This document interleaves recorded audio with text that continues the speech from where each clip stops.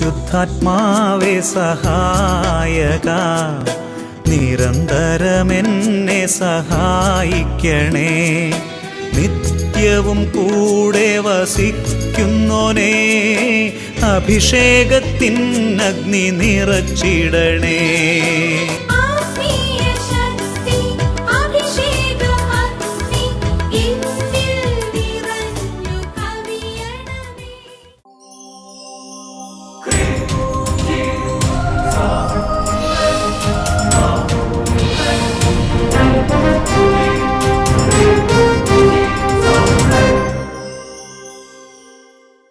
Praise the Lord. Praise the Lord. Hallelujah. Hallelujah.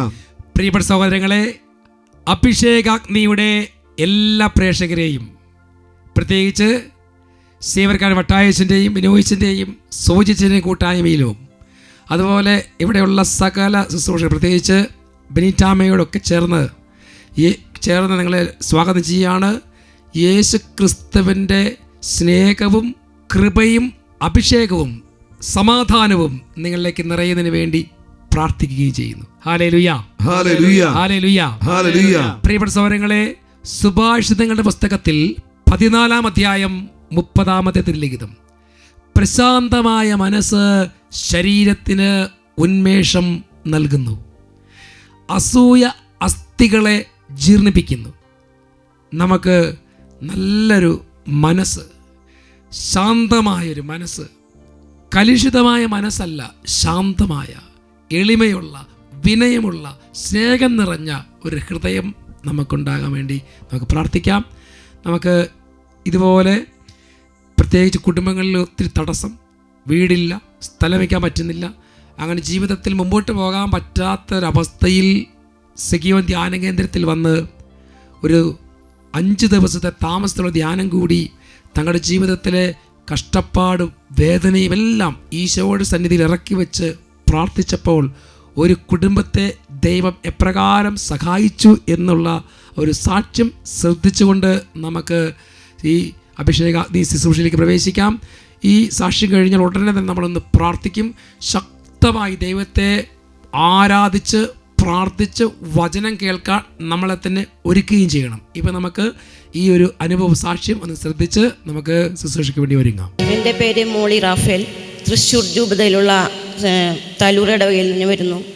2018 ഞാനും ജീവിത പങ്കാളിയും കൂടി ഇവിടെ താമസിച്ചുള്ള ധ്യാനത്തിൽ പങ്കെടുക്കുകയും 2018 ഈ സഹോദരിയുടെ ഭർത്താവും കൂടെ ഇവിടെ ഒരു താമസിച്ചുള്ള ധ്യാനത്തിൽ വന്ന്, നിങ്ങളിപ്പോൾ ധ്യാനിക്കുന്ന പോലെ ധ്യാനത്തിൽ വന്ന് പങ്കുചേർന്നു.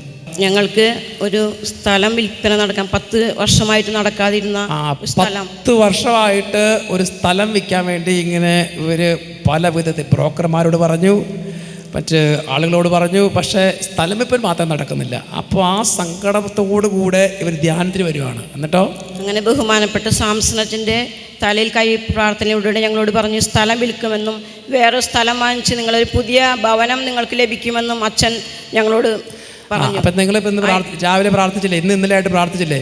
അങ്ങനെ പ്രാർത്ഥിച്ചപ്പോൾ ഇവർ വന്ന് ഈ സങ്കടം പറഞ്ഞു, അച്ഛാ ഞങ്ങൾക്ക് 10 വർഷമായിട്ടൊരു സ്ഥലം വിൽക്കാനുണ്ട്, അത് വിൽക്കാൻ പറ്റുന്നില്ലെന്ന് മാത്രമല്ല ഞങ്ങൾക്കൊരു വീടില്ല, നല്ല സമാധാനത്തിൽ താമസിക്കാൻ നല്ലൊരു വീടില്ല. അപ്പോൾ എന്താ പറയുക, അച്ഛൻ പറഞ്ഞു നിങ്ങൾ പേടിക്കേണ്ട, നിങ്ങളുടെ സ്ഥലം വിൽക്കും, നല്ലൊരു വീടും കർത്താവ് നൽകും എന്ന് പറഞ്ഞു.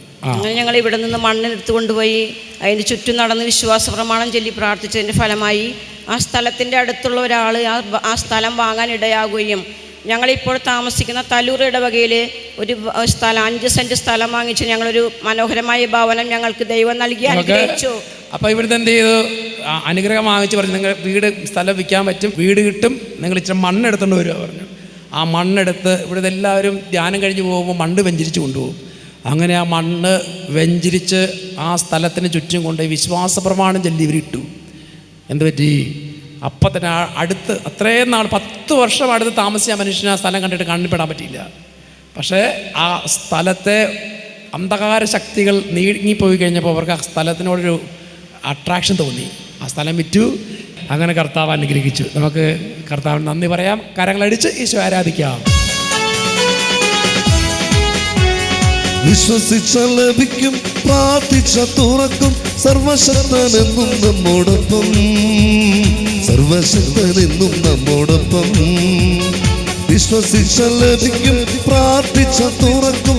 സർവശക്തനെന്നും നമ്മോടൊപ്പം, സർവശക്തനെന്നും നമ്മോടൊപ്പം. പ്രിയപ്പെട്ട സഹോദരങ്ങൾ, നമുക്ക് ഒന്ന് എഴുന്നേറ്റ് നിൽക്കാം. എഴുന്നേറ്റ് നിന്ന് ദൈവസന്നിധിയിൽ പ്രാർത്ഥിക്കണം. എത്രമാത്രം നമ്മൾ പ്രാർത്ഥിക്കുന്നു അത്രയേറെ ദൈവം നമ്മളെ അഭിഷേകം ചെയ്യും. Hallelujah, hallelujah, hallelujah, hallelujah. എഴുന്നേറ്റ് നിൽക്കുന്നു. ഇപ്പോൾ നിങ്ങൾക്ക് ഒത്തിരി സങ്കടങ്ങളുണ്ട്, ദുഃഖങ്ങളുണ്ട്, വേദനകളുണ്ട്. ഇതെല്ലാം കർത്താവ് ഏറ്റെടുക്കാൻ പോവുകയാണ്. 2 കരങ്ങൾ ഉയർത്തിപ്പിടിക്കുക. നമ്മൾ അപ്പൻ്റെ സന്നിധിയിലാണ് പ്രാർത്ഥിക്കുന്നത്. അപ്പാ, ഇതാ മക്കൾ വന്ന് നിൽക്കുന്നു, ഞങ്ങളെ അനുഗ്രഹിക്കണമേ, ഞങ്ങളെ സഹായിക്കണമേ എന്ന് ആഗ്രഹിച്ച് നമുക്ക് പ്രാർത്ഥിക്കാം. 2 കരങ്ങളും ഉയർത്തി എല്ലാവരും ഉച്ചത്തിൽ സ്തുതിക്കട്ടെ. Hallelujah, hallelujah. ആരാധിച്ച് പ്രാർത്ഥിക്കുന്നു. കർത്താവേ, ഇന്ന് സാക്ഷ്യത്തിൽ കേട്ടതുപോലെ ഒത്തിരിയേറെ സങ്കടങ്ങൾ, ജോലി തടസ്സങ്ങൾ, അതുപോലെ കഠിനമായ പാപബന്ധനത്തിലിരിക്കുന്നവർ, കർത്താവെ, നിയന്ത്രിക്കാൻ പറ്റാത്ത വിധത്തിൽ കോപവും കലഹത്തിന്റെയും ഭിന്നതയുടെയും അസൂയയുടെയും അരൂപികൾ നിറഞ്ഞ് തകർന്നിരിക്കുന്ന കുടുംബങ്ങൾ, കടബാധിതയിൽ ഞെരുക്കത്തിലിരിക്കുന്ന കുടുംബങ്ങൾ അപ്പന്റെ സന്നിധിയിൽ പ്രാർത്ഥിക്കുക. വിവാഹ തടസ്സം പോലെ വേദനിക്കുന്നവർ, മക്കളില്ലാത്തവർ, വീടില്ലാത്തവർ, ഇങ്ങനെ എന്തെല്ലാം വേദനകളിലൂടെ കടന്നു പോകുന്നു, അതെല്ലാം കർത്താവിൽ സമർപ്പിച്ച് അപ്പന്റെ സന്നിധിയിൽ മക്കൾ പ്രാർത്ഥിക്കുന്നു. സ്വരമുയർത്തി ഉച്ചത്തിൽ ആരാധിച്ച് പ്രാർത്ഥിക്കട്ടെ. ആരാധന, എന്റെ അപ്പാരാധന, കരപിടിച്ച് അപ്പാരാധന, എന്റെ അപ്പാരാധന, ചേർന്ന് പാടുന്നു. അപ്പാരാധന, എന്റെ അപ്പാരാധന, ഈശോ, ഈശോ ആരാധന, എന്റെ ഈശോ ആരാധന, ഒരുമിച്ച് ഈശോ ആരാധന, എന്റെ ഈശോ ആരാധന, റൂഹ, റൂഹ ആരാധന, പരിശുദ്ധാത്മാവേ, എന്റെ റൂഹ ആരാധന. കരങ്ങളേറ്റി വീണ്ടും വെച്ച് സ്തുതിക്കട്ടെ. Hallelujah, hallelujah. അപ്പാ, ഞങ്ങൾ ആരാധിച്ച് പ്രാർത്ഥിക്കുന്നു. പിതാവ്, പുത്രൻ, പരിശുദ്ധാത്മാവിന്റെ സാന്നിധ്യം ഇപ്പോൾ നിങ്ങളുടെ ഭവനത്തിൽ നിറയട്ടെ. പിതാവ്, പുത്രൻ, പരിശുദ്ധാത്മാവ് ത്രിയേക ദൈവത്തിന്റെ സാന്നിധ്യം നിറയട്ടെ. കർത്താവിന്റെ സന്നിധിയിൽ കൊച്ചുകുട്ടിയെ പോലെ പ്രാർത്ഥിക്കണം. നിഷ്കളങ്ക ഹൃദയത്തോടെ പ്രാർത്ഥിക്കണം. അപ്പ, അപ്പ എന്ന് വിളിക്കുമ്പോൾ ഉള്ളിൽ തട്ടി വിളിക്കണം. യേശുവേ എന്ന് വിളിക്കുമ്പോൾ ഈശോ നമ്മുടെ സ്വരം കേൾക്കാത്ത വിധത്തിൽ നല്ല നിർമ്മലതയോടും കർത്താവ് എളിമയോടും വിശുദ്ധിയോടും കൂടെ പ്രാർത്ഥിക്കട്ടെ. അതുപോലെ പരിശുദ്ധാത്മ വിളിക്കുമ്പോൾ ആത്മാവ് നിറയാൻ ആഗ്രഹിച്ച് പ്രാർത്ഥിക്കുക. Hallelujah, hallelujah. സ്വരാധന, ആരാധന, ആരാധന. എല്ലാ തടസ്സങ്ങളും മാറ്റണേ. അപ്പാ, അപ്പാ, ഞങ്ങൾ പ്രാർത്ഥിക്കുന്നു. എല്ലാ കെട്ടുകൾ വഴിച്ച് കർത്താവ് അഭിഷേകം ചെയ്യണമേ. എല്ലാ കെട്ടുകൾ വഴിച്ച് കർത്താവ് ഞങ്ങൾ അഭിഷേകം ചെയ്യണമേ. ഞങ്ങളുടെ തകർച്ചകളെ അവിടെ ഉയർച്ചയാക്കി മാറ്റണമേ. ഞങ്ങളുടെ രോഗികളെ ആയിട്ടുള്ളവരെ സൗഖ്യപ്പെടുത്തണമേ. രോഗങ്ങളെ സൗഖ്യപ്പെടുത്തണമേ. ബന്ധനങ്ങൾ അഴിക്കണമേ. കെട്ടുകൾ അഴിക്കണമേ. എല്ലാ ഭൂതങ്ങളും പാതകളും ഞങ്ങൾ ആട്ടിപ്പായിക്കണമേ. ഓരോ കുടുംബം, വ്യക്തികളും വിടുതൽ പ്രാപിക്കട്ടെ.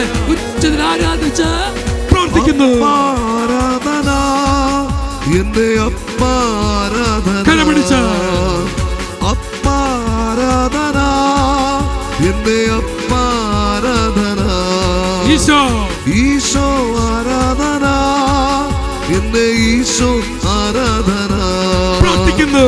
ഈശോ ആരാധന, എന്റെ ഈശോ റൂഹ, ആരാധന, റൂഹ ആരാധന, എന്റെ റൂഹ ആരാധന. Hallelujah, hallelujah, hallelujah, hallelujah, hallelujah, hallelujah, hallelujah.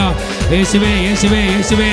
2 കരങ്ങളും അത്യുന്നതത്തിലേക്ക് ഉയർത്തി ഇപ്പോൾ ശുശ്രൂഷയിൽ പങ്കുചേരുന്ന എല്ലാവരും ഒരുമിച്ച് യേശു ക്രിസ്തുവിന്റെ നാമം, രക്ഷാനാമം, വിടുതലിൻ നാമം, സൗഖ്യത്തിൻ നാമം ഉച്ചത്തിൽ വിളിക്കുന്നു.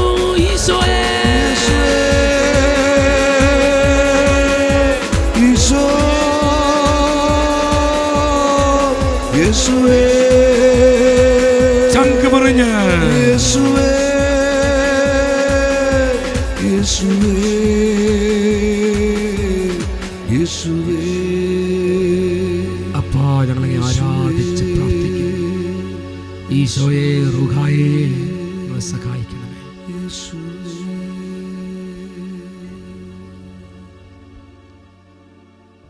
Praise the Lord. Praise the Lord. Hallelujah, Hallelujah. Hallelujah. Hallelujah. പ്രിയപ്പെട്ട സഹോദരങ്ങളെ, ഇന്ന് നമ്മൾ ചിന്തിക്കുന്ന വിഷയം ഇപ്രകാരമാണ്: കർത്താവിൻ്റെ ദാസർ കലഹപ്രിയരാകരുത്. ദൈവജനത്തിൻ്റെ ഒരു വലിയ പ്രശ്നമാണ് കഠിനമായ കോപം. എളിമ എന്നൊരു സംഭവം നമുക്കില്ല. പ്രിയപ്പെട്ട സഹോദരങ്ങളെ, സംഖ്യയുടെ പുസ്തകത്തിൽ 12-ാം അധ്യായം അതിൽ 3-ാമത്തെ തിരുലിഖിതം പറയുന്നത് എങ്ങനെയാണ്? മോശ ഭൂമുഖത്തുള്ള എല്ലാ മനുഷ്യരിലും വെച്ച് സൗമ്യനായിരുന്നു. ജനം തനിക്കെതിരെ പിറുപിറുവിട്ടപ്പോൾ മോശ ശാന്തനായിരുന്നു. മോശ ഭൂമുഖത്തുള്ള എല്ലാ മനുഷ്യരിലും വെച്ച് സൗമ്യനായിരുന്നു എന്ന് പറയാൻ കാരണം, നമ്മൾ പുറപ്പാടിൻ്റെ പുസ്തകം, സംഖ്യയുടെ പുസ്തകം ഇതൊക്കെ വായിക്കുമ്പോൾ നമുക്കറിയാം, മോശ ഇസ്രായേൽ ജനത്തെ നയിച്ചുകൊണ്ട് വരുമ്പോൾ അവർ ഇടയ്ക്ക് മോശയോട് എതിരായിട്ട് സംസാരിക്കും, മോശക്കെതിരെ സംസാരിക്കും, മോശക്കെതിരെ ശാപവാക്കുകൾ പറയും, മോശക്കെതിരെ പിറുപിറുക്കും. അപ്പോഴൊക്കെ മോശയോട് പറയും, നീ എന്ത് നേതാവാണ്? നീ ആരാണ്? നീ ഞങ്ങളെ എന്തിനാണ് അങ്ങോട്ട് കൊണ്ടുവന്നത്? ഞങ്ങളെ നശിപ്പിക്കാൻ കൊണ്ടുവന്നതല്ലേ? ഇങ്ങനെയൊക്കെ മോശയുടെ മുഖത്ത് നോക്കി പറയുമ്പോൾ മോശ ശാന്തനായി ഇതെല്ലാം കേൾക്കും. എന്നിട്ട് അവൻ പരാതി പറയില്ല. പ്രിയപ്പെട്ട സഹോദരങ്ങളെ, ഇന്ന് ഈ വചനം കേൾക്കുമ്പോൾ ഇന്ന് പല കുടുംബങ്ങളിലും വ്യക്തികളിലും ഉള്ള ഒരു വലിയ തിന്മയാണ് കലഹത്തിൻ്റെ അരൂപി, ഭിന്നതയുടെ അരൂപി, കോപത്തിൻ്റെ അരൂപി. ശാന്തതയില്ല, സമാധാനം നഷ്ടപ്പെട്ട കുടുംബങ്ങൾ. അവിടെ കലഹവും ഭിന്നതയും അതുപോലെ വഴക്കും പരസ്പരം അങ്ങോട്ടും ഇങ്ങോട്ടും ആക്രമണങ്ങളും കൊലപാതകങ്ങളും എല്ലാം നടമാടുന്ന ഒരു സമയമാണിപ്പോൾ. നമ്മുടെ കുടുംബങ്ങളിലൊക്കെ എത്രയോ കുടുംബങ്ങളിലാണ് ഇങ്ങനെയൊക്കെ സംഭവിക്കുന്നത്. അപ്പോഴാണ് കർത്താവ് പറയുന്നത്, നിങ്ങൾ കലഹപ്രിയരാകരുത്. സംഗീത പുസ്തകത്തിൽ 37-ാം അധ്യായം 11-ാമത്തെ ലിഖിതം: എന്നാൽ ശാന്തശീലർ ഭൂമി കൈവശമാക്കും, ഐശ്വര്യ തികവിൽ അവർ ആനന്ദിക്കും. ഒരു വചനം പോലും നമ്മളെ പഠിപ്പിക്കുന്നില്ല കലഹക്കാർ, കോപിക്കുന്നവർ, സമൂഹത്തിൽ ഭിന്നത വിതയ്ക്കുന്നവർ, കുടുംബത്തിൽ വഴക്കും അതുപോലെ പരസ്പരം അങ്ങോട്ടും ഇങ്ങോട്ടും ക്രൂരമായ കാര്യങ്ങൾ ചെയ്യുന്നവരും ഒരു ഐശ്വര്യത്തിൽ കടന്നു പോകുന്നതായിട്ട് ഒരു സ്ഥലത്ത് നമ്മൾ കാണുന്നില്ല. എന്നാൽ കർത്താവ് പറയാണ്, ശാന്തശീലർ അവർ ഭൂമി കൈവശമാക്കും, ദേശങ്ങൾ കൈവശമാക്കും, അവരുടെ കുടുംബങ്ങളിൽ സമാധാനമുണ്ടാകും. മത്തായിയുടെ സുവിശേഷത്തിൽ 5-ാം അധ്യായം 5-ാമത്തെ ലിഖിതം: ശാന്തശീലർ ഭാഗ്യവാന്മാർ, അവർ ഭൂമി അവകാശമാക്കും. ശാന്തശീലനാണ് ഭൂമി അവകാശമാക്കുന്നത്. പ്രിയപ്പെട്ട സഹോദരങ്ങളെ, ഇന്ന് നമുക്ക് പല സ്ഥലങ്ങളിൽ യുദ്ധങ്ങൾ, അതുപോലെ സമൂഹങ്ങൾ തമ്മിൽ കലഹം, വ്യക്തികൾ തമ്മിൽ കലഹം, രാജ്യങ്ങൾക്ക് തമ്മിൽ കലഹം, ദേശങ്ങൾ തമ്മിൽ കലഹം. ഇവിടെയൊക്കെ പ്രിയപ്പെട്ട സഹോദരങ്ങളെ എന്താണ് സംഭവിക്കുന്നത്? ആ ദേശത്തെ മനുഷ്യർക്ക് സമാധാനമില്ല. നമ്മൾ യുദ്ധങ്ങളെക്കുറിച്ച് കേൾക്കുമ്പോൾ നമുക്ക് നമ്മുടെ ഉള്ളിൽ തന്നെ ഒരു ഭയം വരിക. കാരണം പ്രിയപ്പെട്ട സഹോദരങ്ങളെ, സമാധാനം നഷ്ടപ്പെട്ടാൽ ഒരു ഭവനത്തിലുണ്ടാകുന്നത് പോലെ തന്നെ ഒരു ദേശത്തും രാജ്യത്തും മനുഷ്യൻ അസ്വസ്ഥരാകും, അല്ലേ? കലഹമുള്ളൊരു കുടുംബത്തിലെ അംഗങ്ങൾ അവർ അസ്വസ്ഥരാണ്, അവർക്ക് ശാന്തതയില്ല, അവർക്ക് പ്രാർത്ഥിക്കാൻ പറ്റില്ല, അവർക്ക് സന്തോഷിക്കാൻ പറ്റില്ല. സമാധാനമില്ലാതെ നല്ല ഭക്ഷണം കഴിച്ചാൽ അതിന് ടേസ്റ്റ് തോന്നില്ല. കാരണം എന്താ? ഉള്ളിൽ ഒരു വലിയൊരു ഞെരിപ്പോടിരിക്കുന്നത് പോലെയാണ്, തീ കത്തുന്ന വേദന. പ്രിയപ്പെട്ട സഹോദരങ്ങളെ, ശരിക്കും നമ്മുടെ ഉള്ളിൽ സമാധാനമുണ്ടെങ്കിൽ നമുക്ക് ചുറ്റും എന്തെങ്കിലുമൊക്കെ സംഭവിച്ചാൽ, ചിലപ്പോൾ കടബാധ്യത, ഞെരുക്കങ്ങൾ, തടസ്സങ്ങൾ, രോഗങ്ങൾ ഇതൊക്കെ ഉണ്ടെങ്കിൽ അതിനെയൊക്കെ നമുക്ക് ശാന്തതയോടെ അതിനെ നേരിടാനുള്ള ഒരു അഭിഷേകം നമുക്ക് കിട്ടും. അതല്ലേ ഈശോ തൻ്റെ ജീവിതത്തിൽ ഈ ഒരു അഭിഷേകമാണ് സ്വീകരിച്ചത്. അതിനെക്കുറിച്ച് യേശയ്യാ പ്രവചനത്തിൽ പ്രവാചകൻ പറയുന്ന ഇപ്രകാരമാണ്. യേശയ്യാ പ്രവചനം 42-ാം അധ്യായം 2-3 തിരുലിഖിതങ്ങൾ: അവൻ വിലപിക്കുകയോ സ്വരമുയർത്തുകയോ ഇല്ല, തെരുവീതിയിൽ ആ സ്വരം കേൾക്കുകയുമില്ല. ചതഞ്ഞ ഞാങ്ങണ അവൻ മുറിക്കുകയില്ല, മങ്ങിയ തിരി കെടുത്തുകയുമില്ല. അവൻ വിശ്വസ്തയോടെ നീതി പുലർത്തും. ഈ വചനം യേശയ്യാ പ്രവാചകൻ പറയുന്നത് യേശുക്രിസ്തുവിനെ കുറിച്ചാണ്. പ്രിയപ്പെട്ട സഹോദരങ്ങളെ, അവൻ ശാന്തതയോടെ വിശ്വസ്തയോടെ നീതി പുലർത്തും. ഈ വചനം വായിക്കുമ്പോൾ പ്രിയപ്പെട്ട സഹോദരങ്ങളെ, നമ്മൾ പ്രാർത്ഥിക്കേണ്ട ഒരു കാര്യം ഇതാണ്: എൻ്റെ കുടുംബത്തിൽ സമാധാനമുണ്ടാകണം. ഭാര്യ ഭർത്താവ് പരസ്പരം സ്നേഹത്തിൽ ജീവിക്കണം. അവർ കലഹം, ഭിന്നത, വഴക്ക് ഇത് കൂടി ഒരു കുടുംബജീവിതം നയിക്കുന്നെങ്കിൽ പ്രിയപ്പെട്ട സഹോദരങ്ങളെ, അവിടുന്ന് പിറന്ന് വീഴുന്ന കുഞ്ഞുങ്ങൾ അതേപോലെ തന്നെ ആന്തരികമായും മാനസികമായും ശാരീരികമായും തകർന്ന ഒരു ജീവിതമായിരിക്കും മക്കളുടേത്. ആ കുടുംബത്തിൽ പ്രാർത്ഥന ഉണ്ടാവില്ല, സമാധാനം അനുഭവിക്കാൻ ആർക്കും പറ്റില്ല. മത്തായിയുടെ സുവിശേഷത്തിൽ 12-ാം അധ്യായം 18, 19, 20 ലിഖിതങ്ങൾ: ഇതാ ഞാൻ തിരഞ്ഞെടുത്ത എൻ്റെ ദാസൻ, എൻ്റെ ആത്മാവ് പ്രസാദിച്ച എൻ്റെ പ്രിയപ്പെട്ടവൻ, ഞാൻ അവൻ്റെ മേൽ എൻ്റെ ആത്മാവിനെ അയക്കും. അവൻ വിജാതീയരെ ന്യായവിധി അറിയിക്കും. അവൻ തർക്കിക്കുകയോ ബഹളം കൂട്ടുകയില്ല. തെരുവീതികളിൽ അവൻ്റെ ശബ്ദമാരും കേൾക്കുകയില്ല. നീതിയെ വിജയത്തിലെത്തിക്കുന്നത് വരെ അവൻ ചതഞ്ഞ ഞാങ്ങണ ഒടിക്കുകയില്ല, പുകഞ്ഞ തിരി കെടുത്തുകയില്ല. ഈ ഒരു അഭിഷേകം നമുക്ക് വേണം. നമുക്ക് ശാന്തതയോടെ ജീവിതം നയിക്കാൻ കഴിയണം. കലഹത്തിൻ്റെയും ഭിന്നതയുടെയും അനൈക്യത്തിൻ്റെയും കോപത്തിൻ്റെയും ധാർഷ്ട്യത്തിൻ്റെയും ഒരു അരൂപി സ്വീകരിച്ച് ജീവിക്കാനുള്ളവരല്ല നമ്മൾ ഏത് സമൂഹത്തിൽ പോയാൽ, നിങ്ങൾ ഇടവക പള്ളിയിൽ പോകട്ടെ, സമൂഹത്തിൽ പോകട്ടെ, കൂട്ടുകാരുടെ അടുത്ത് പോകട്ടെ, ബന്ധുക്കളുടെ അടുത്ത് പോകട്ടെ, അവരെല്ലാം നമ്മളിൽ നിന്ന് പ്രതീക്ഷിക്കുന്നത് ശാന്തമായ സമീപനമാണ്, സ്നേഹത്തോടെയുള്ള നമ്മുടെ ഇടപെടലുകളാണ്. നമ്മൾ ഒരു വ്യക്തി നമ്മുടെ അടുക്കിലേക്ക് വരണമെങ്കിൽ പ്രിയപ്പെട്ട സഹോദരങ്ങളെ, നമ്മുടെ ഉള്ളിൽ നിന്ന് സമാധാനത്തിൻ്റെ അരൂപി പുറപ്പെടണം. അതാണ് ഞാൻ ആദ്യമേ പറഞ്ഞത്, നിങ്ങൾ കലഹപ്രിയരാകരുത്. ചെറിയ ചെറിയ പ്രശ്നങ്ങളൊക്കെ വന്നാലും അതൊക്കെ കർത്താവിനോട് പ്രാർത്ഥിച്ച് ശാന്തതയോടെ അതിനെ അതിജീവിക്കാൻ വേണ്ട കൃപയ്ക്ക് വേണ്ടി പ്രാർത്ഥിക്കണം.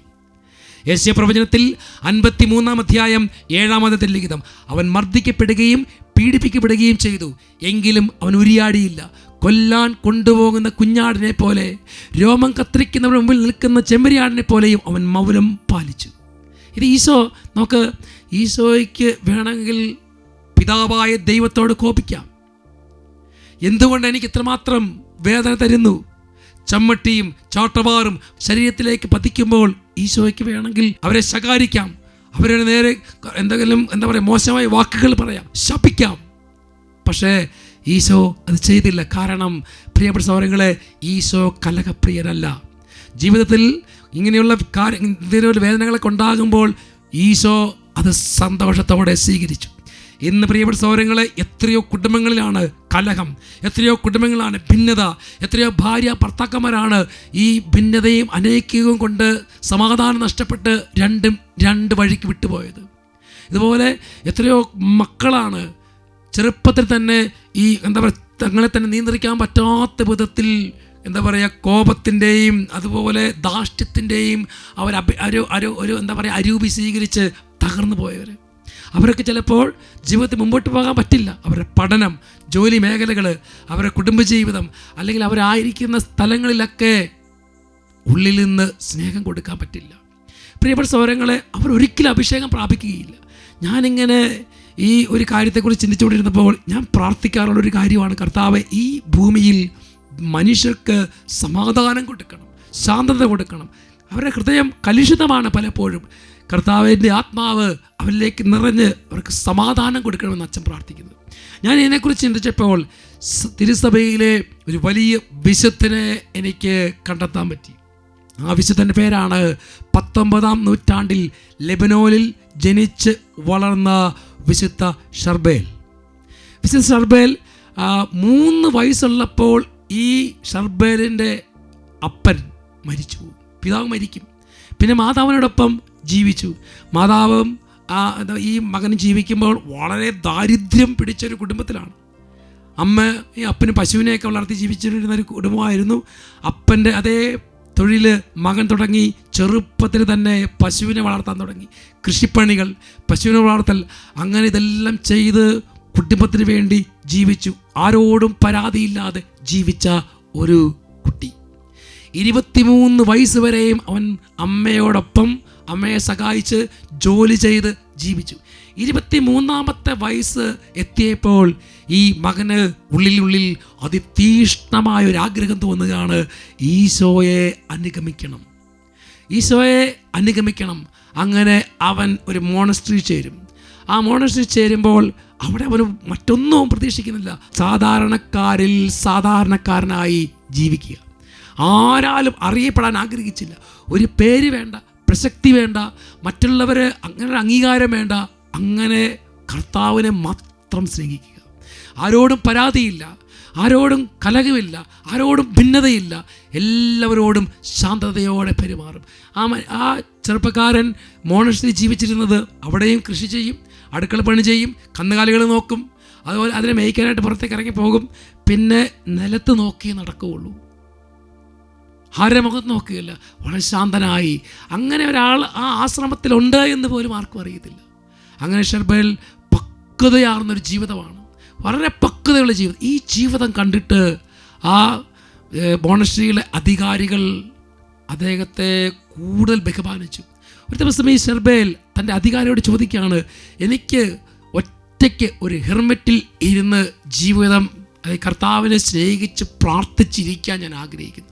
ഒറ്റയ്ക്ക് ഒരു ഹെർമെറ്റിലിരുന്ന് എൻ്റെ ഈശോയെ സ്നേഹിച്ച് വചനമൊക്കെ വായിച്ച് പ്രാർത്ഥിച്ച് ത്യാഗമൊക്കെ എടുത്ത് ജീവിക്കാൻ ഞാൻ ആഗ്രഹിക്കുന്നു. ഈ ചെറുപ്പക്കാരുടെ പക്വത കണ്ട് എന്ത് ചെയ്തു, ആ ഹെർമെറ്റിൻ്റെ ആ മോണസ്ട്രിയുടെ ആപട്ട് ഷർബേലിന് ഒരു ഹെർമിറ്റ് ലൈഫ് അനുവദിച്ചു കൊടുക്കും. ഒരു ആശ്രമ ജീവിതം, ഒറ്റയ്ക്ക് ഒരു ഹെർമെറ്റിൽ ജീവിക്കാൻ അനുവാദം കൊടുത്തു. അങ്ങനെ ആ ഹെർമെറ്റിൽ പോയി പരിത്യാഗം, ഉപവാസം, പ്രാർത്ഥന ഇതെല്ലാം ചെയ്യും. പ്രിയപ്പെട്ട സഹോദരങ്ങളെ, തൻ്റെ ജീവിതത്തിൽ ഒരു മോണസ്ട്രിയിലെ ഒരു മങ്കായിട്ട് ജീവിക്കുമ്പോഴും ഒരു പുസ്തകം എഴുതിയിട്ടില്ല, ഒരു ഫോട്ടോ എടുത്ത് സൂക്ഷിച്ചിട്ടില്ല. അത് എന്താ പറയുക, മരിക്കുന്നോടെ വരെയും ആ വ്യക്തി അങ്ങനെ ഒരു ആശ്രമത്തിലുണ്ട് എന്ന് പോലും ആർക്കും അറിയില്ല. അങ്ങനെ ആരും അറിയാതെ പ്രാർത്ഥനയും ഉപവാസവും പരിത്യാഗം കൊണ്ട് ജീവിച്ചു വരുന്ന വിശുദ്ധ ഷർബേൽ. പ്രിയപ്പെട്ട സഹോദരൻ, ഷർബേൽ എന്ന് പറഞ്ഞ ചെറുപ്പക്കാരൻ മരിക്കും.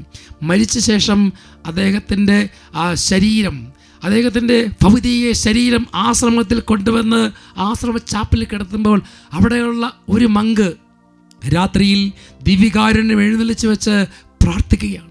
അങ്ങനെ പ്രാർത്ഥിച്ചുകൊണ്ടിരുന്നപ്പോൾ ഈ മങ്ക് ശ്രദ്ധിക്കുകയാണ്, ആ ദിവ്യകാരുണ്യത്തിൽ വരുന്ന പ്രാർത്ഥിക്കുന്ന ആ മങ്ക് ശ്രദ്ധിക്കുന്നു, ഇതാ ദിവ്യകാരുണ്യത്തിൽ നിന്ന് ഒരു ശക്തി പുറപ്പെട്ട് ഇതാ മരിച്ചു കിടക്കുന്ന ഷർബേലിൻ്റെ മുഖത്തേക്കൊരു പ്രകാശം വന്ന് പതിക്കുന്നു.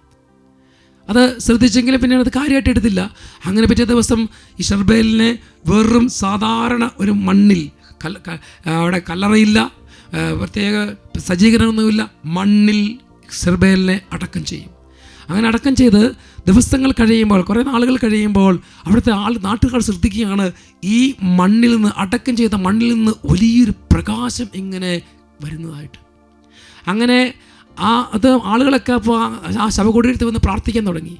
അങ്ങനെ ആളുകൾ വരുന്നത് കണ്ട് സുപ്പീരിയേഴ്സ് ശ്രദ്ധിച്ചു, അല്ലെങ്കിൽ ആ മോണസ്ട്രി ആപട്ട് ശ്രദ്ധിച്ചപ്പോൾ ആമട്ട് ഒരു ദിവസം രാത്രി കാണുകയാണ്, ഈ ശവകുടീരത്തിൽ നിന്ന് വലിയൊരു പ്രകാശം പൊങ്ങി വരുന്നു. അതുകൊണ്ട് ജനം ഈ ആപട്ട് എന്ത് ചെയ്യുക വെച്ചാൽ അവർ കൂടി ആലോചിച്ചു. എന്നിട്ട് ഈ ശരീരം ആരെങ്കിലും എടുത്തുകൊണ്ട് പോയാലോ എന്ന് വിചാരിച്ച് അവർ ആ കല്ലർ അല്ലെങ്കിൽ ആ ശവകുഴിയിടം, ആ കുഴിമാടം ഓപ്പൺ ചെയ്യും.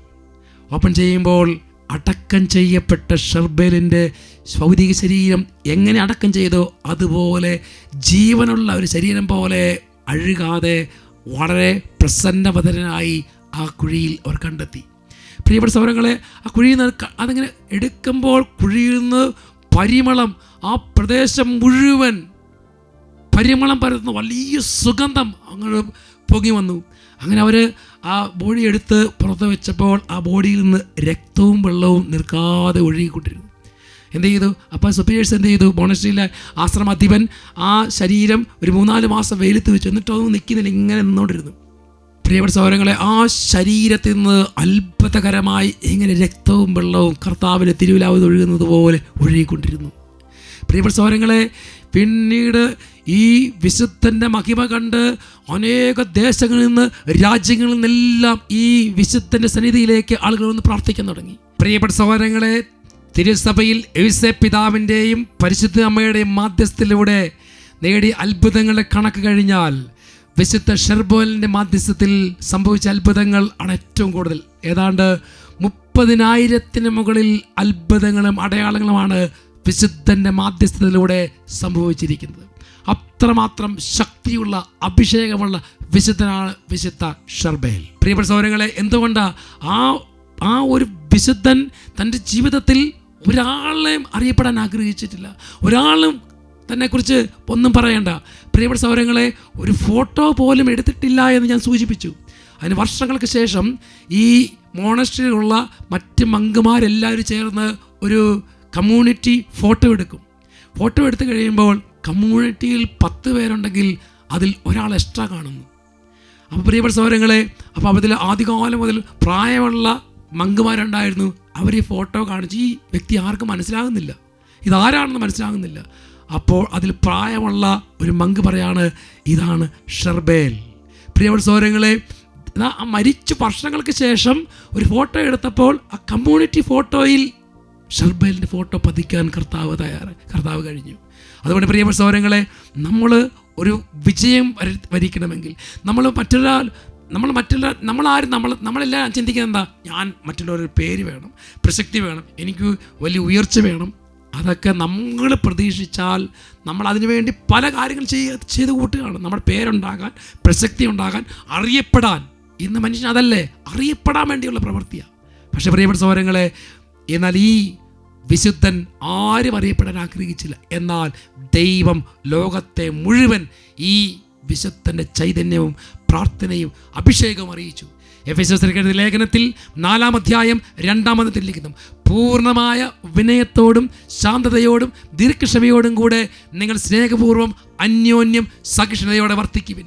പൂർണ്ണമായ വിനയത്തോടും ശാന്തതയോടും ദീർഘക്ഷമയോടും കൂടെ നിങ്ങൾ സ്നേഹപൂർവ്വം അന്യോന്യം സഹിഷ്ണുതയോടെ വർത്തിക്കുവിൻ. പിശാച് നല്ലവണ്ണം അറിയാം, മനുഷ്യനിൽ നിന്ന് സ്നേഹം, സഹിഷ്ണുത ഇതൊക്കെ എടുത്തു മാറ്റിക്കഴിഞ്ഞാൽ അവൻ്റെ ആത്മാവിനെ പിശാചിന് ഈസി ആയിട്ട് നരകത്തിലേക്ക് കൊണ്ടുപോകാം.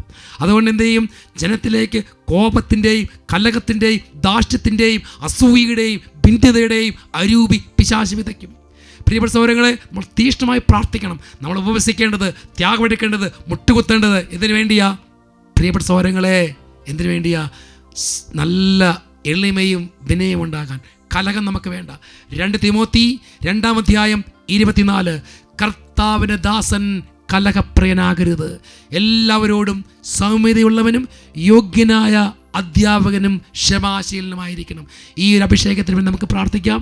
തുടർന്ന് ആരാധനയിൽ നമുക്ക് പ്രാർത്ഥിക്കണം. കർത്താവേ, നല്ല ശാന്തതയും സമാധാനവും എളിമയും ഈ പുണ്യം ഞങ്ങൾക്ക് മാത്രമല്ല ഞങ്ങളുടെ കുടുംബത്തിലുള്ള എല്ലാവർക്കും നൽകി അനുഗ്രഹിക്കണമെന്ന് പ്രാർത്ഥിക്കാം. നമുക്ക് ആരാധനയിൽ പ്രത്യേകം പ്രാർത്ഥിക്കാം. ഈശോ നിങ്ങളെ അനുഗ്രഹിക്കും.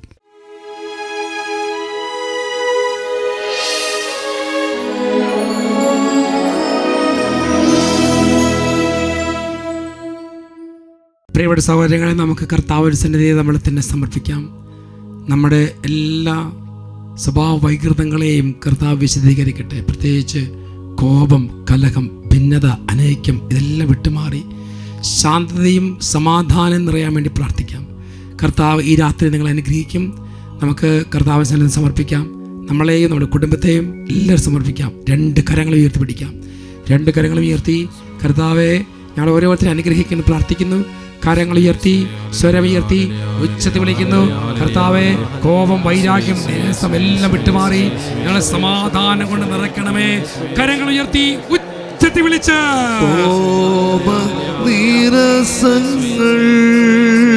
പ്രാർത്ഥിക്കുന്നു. വൈരാഗ്യങ്ങൾ സർവവുമെന്റെ ഹൃത്തിൽ നിന്നൂറ്റി സ്നേഹം നിറച്ചിടണേ, സ്നേഹം നിറച്ചിടണേ, സ്നേഹം നിറച്ചിടണേ.